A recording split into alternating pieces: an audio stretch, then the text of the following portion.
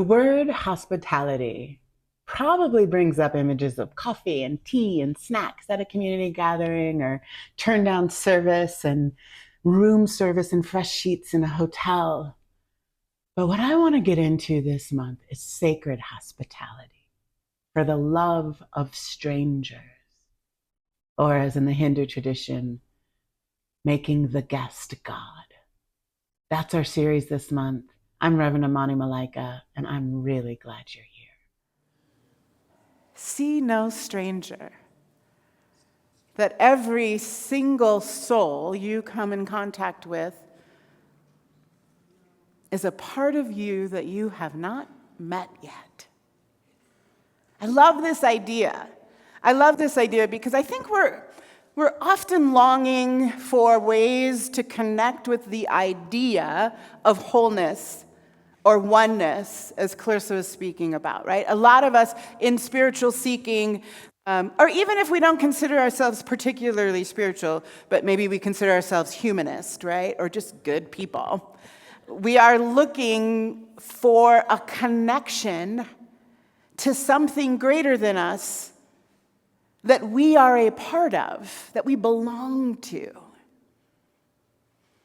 right? We know that loneliness is a literal health epidemic, not just in this country, around the world, right? The UK appointed a minister of loneliness in their government, right? We know that disconnection and the practice of separation is causing havoc in so many ways. But one of them is this epidemic of loneliness. And so there's this desire for us to have an experience of connection and belonging. And I think that really gets met when we allow ourselves to belong to this greater sense of something that we might not even be able to name, that I call God, that the divine, the holy blessed one, Allah, Mother, Father, Earth, like you can name it, anything you'd like to name it. But we're looking for a sense of belonging and connection and maybe even acceptance, right? Being seen, being known, being loved as the wholeness that we are. But often the thing that is getting in the way is we are in a practice of separation. So I want you to think for a minute, what part of yourself is unwelcome? What part of yourself would you rather not have at the table? You know, you're just like, I'm just going to take that off and put it over here. Everybody else can come. Every other part of me can come, right? The part of me that's funny and kind, right? The part of me that's stylish, right? The part of me that's got good jewelry game, she can come. But the part of me that's impatient, the part of me that misses social cues sometimes and says inappropriate things in public, maybe she should stay home.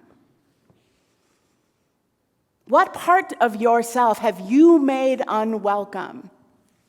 Because it is that unwelcome in here that is getting projected out here. The parts of myself that I have disdain for, that I wish didn't exist, that I shame spiral around, makes it entirely possible for me to be an asshole out in the world. That's the part that lets me have disdain for them. I read something this week that really made me think from Prentice Hemphill, who founded the Embodiment Institute, and they also wrote a book that I'm going to forget the name of, but Prentice Hemphill has a really great book out there. But they shared this week on social media that not only do we have to be in the practice of healing our own trauma and experiences of being victimized or targeted, which many of us have had those experiences. I think everybody's had some version of that experience. But we have to do the work, the prevention of being the perpetrator.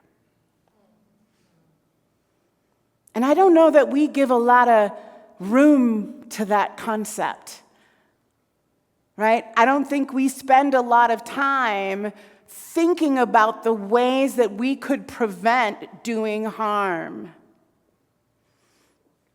Because we do the work of sacred hospitality internally first. Because we do radical welcome with our own selves, it makes it possible to practice radical welcome out in the world. It makes it possible to invite the stranger to become a guest when you have allowed the parts of yourself that are estranged back into consciousness, back to the table, back to your own care. You know, God don't make mistakes. The divine has never messed up, ever, ever. Every single bit of you is on purpose by divine appointment. Even the parts of you that have formed as a result of trauma or circumstance, even the parts of you that you engage in to protect yourself, all of it is perfectly part of your whole story. And when you can radically welcome it and invite all those pieces of you to the table. Rumi, I think it's Rumi, talks about when the stranger knocks, you welcome them in and sit them at the table. So you welcome yourself in. You don't always invite it to stay, right? You get to welcome all that you are in this moment to the table. And then some of the stuff that might make it possible for you to do harm, has a chance to be transformed. Because you've acknowledged it, because you've let the light of love shine on it. It is no longer shoved in a closet. It is no longer hidden under the table in the dark. All of a sudden, this thing that you have shunned, this part of you that you have estranged, can stand in the light of love. Your own love and the love of the divine that is always present and available in you. And then, because you've loved yourself that well, because you've welcomed the greater love into your own experience through your practice, through your practices, the light of that love that is shining brightly, that is transmuting and transforming those aspects of yourself that just need a little love, can go out into the world, collecting evidence. This thing that I might have had disdain for, I can now see that's God too. This person that I thought was, unacceptable, I can see now that they too are the face of God. Right? It doesn't mean that change isn't necessary. It doesn't mean that boundaries shouldn't be happening. But the kind of change and the kind of boundaries that are going to actually be transformative and that can transmute harm happen in a way that works for that transformation and transmutation because you are coming from a place of love. You can meet the thing that needs to be changed. And you will have the power for the change that needs to happen because you have loved that moment. You have met that moment with the most power you have, which is the love that you are. So the more of yourself that is welcome to the table, the more you can welcome what is and be empowered, filled, and even enthusiastic about the change that might be being asked for in front of you. Because I'm telling you right now, rage ain't going to get it done. Rage can sometimes motivate us into action. It might get us off the couch, might get us to the march. But if we want sustained change, which we do, yes? Can we agree? Yes. The one thing that will sustain actual change, sustained change, a transformed world, a future that we want to live into, is us lit up inside of as love itself. That is the only power that has enough in it to create the change we're looking for. You know, if you've taken the way of spiritual living with me, I share a story in there about how I was able to get into a yoga practice that was sustainable. And I had tried for years. You know, I have the cutest yoga mats ever created, right? That I'd just be looking at. Those are cute. Haven't put a foot on one of those yet, but they're really cute. And the way I actually got myself on the mat, after years of trying, you know, and yelling at myself, like, you've got to get on the mat. You suck at this. Just get on the mat. Can't you be disciplined? And has anybody ever been really motivated by being yelled at? Treated badly? Oh, yay, now I really want to do it. And then after taking a course on radical permission, I just came onto this idea that I was going to sing myself onto my mat. You can get on your yoga mat today, yoga mat today, yoga mat today. You're going to get on your yoga mat. And it started to work. I started getting on my yoga mat. And suddenly I was getting on my yoga mat every day because I was actually loving myself onto the yoga mat.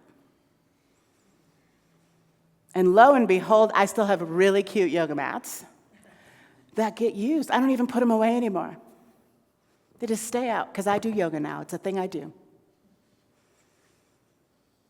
If we want a sustained change in our own lives and in the world, we got to love ourselves there. We have to. And then we get this beautiful consequence as we begin to break the spell of separation. This capitalist, patriarchal, colonized spell that convinced us we were separate from one another. And it's the greatest lie ever of humanity. And because we practice this radical welcome, this sacred hospitality, this intentionally collecting evidence of the divine in every face we come across, and inviting strangers to become guests in our own spaces, we start to break that spell. We start to have a lived experience of connection and belonging, which is the longing of every heart I know. And that's how we can get it done. That's how the flippin' fantastic future we all long for and want for everybody and every creature gets to come into being. I want this for us. So I believe we might want to have maybe a holy declaration. Can we have a holy declaration? That together we will break the spell of separation through the practice of welcoming one another, through the practice of recognizing the divine in the faces and places where we think it's missing. Hello, lovies. I'm practitioner Clarissa Crow. If you would join me in prayer in whatever way you are comfortable. Close your eyes or find a soft gaze. And just bring yourself fully present into this now. This precious, beautiful now moment that has never existed before and never will exist again. This unique configuration of people who've chosen to show up today for this sacred pause, bringing our hearts and our minds and our bodies and our spirits into this space. And just recognizing that that is the evidence of the divine. There's so much evidence. There's so much evidence looking at these beautiful New Mexico skies, at all of the beauty in nature. And there is evidence when we look in the mirror, and there is evidence when we look at the face of another. All of us are beautiful expressions of the Holy Blessed One. And that is what we get to celebrate here today. That is what we get to come together to remember and to anchor in and to return to. We know that beautiful divine truth of our souls, and once we come into these bodies, we quickly forget a lot of the time. And so the process, this spiritual path, is about remembering, returning to the knowing of that special divine truth of who we are. So I'm just so grateful for this opportunity to be together today, to listen to and sing along with songs that carry that message of how we be together, how we remember the love that we are, how we show up for each other, and be that place where love shows up on the planet. That's what we get to do. That's what I truly believe we are here to do. And we help each other to do that. So, in great gratitude for our time unfolding in absolute beauty and perfection, I release my word and let it be, and so it is.